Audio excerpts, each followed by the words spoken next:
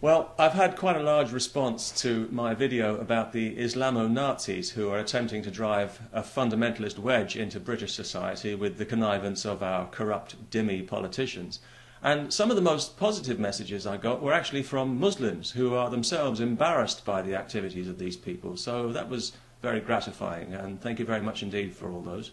Inevitably, there was plenty of negative feedback as well from the usual religious nutjobs, but also from some atheists who've told me that they think I'm giving atheism a bad name.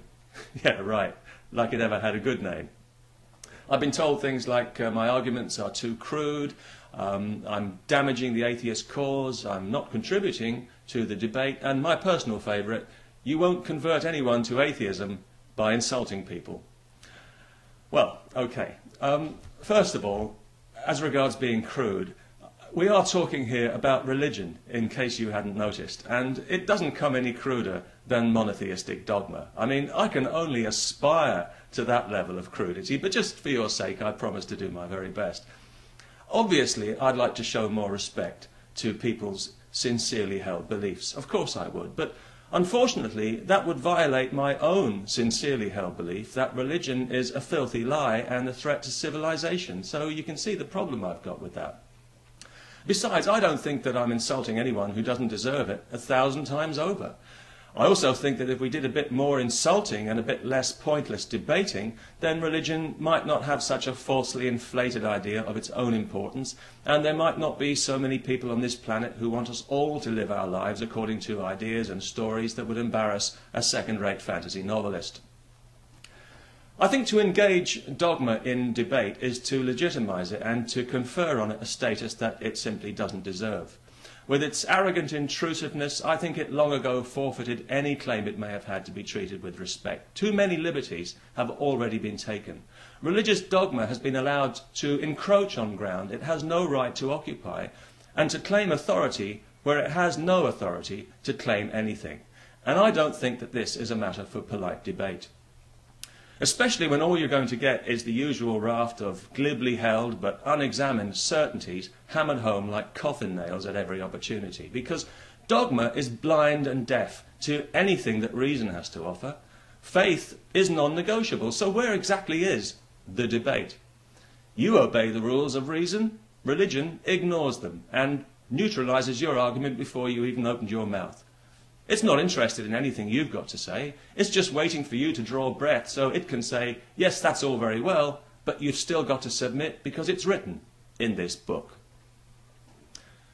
Right now in the UK, some Christian fanatics are attempting to take out a prosecution for blasphemy against the producers of a popular comic opera. Now, the very idea of blasphemy, the idea that blasphemy even exists as a concept, says it all for me about religion, because what this really means is that some human beings have taken it upon themselves to feel insulted on God's behalf. They don't trust God to decide for himself whether to be insulted and to deal with the matter in the appropriate way on Judgment Day. No. They want to see punishment dished out right here on earth for their own satisfaction. Because it's not really about God, is it? It's really about them and their personal mental illness, as it so often is when religion is exploited and misused by pig-ignorant, narrow-minded zealots. This is the same mentality that wants to compel us all to live in the past.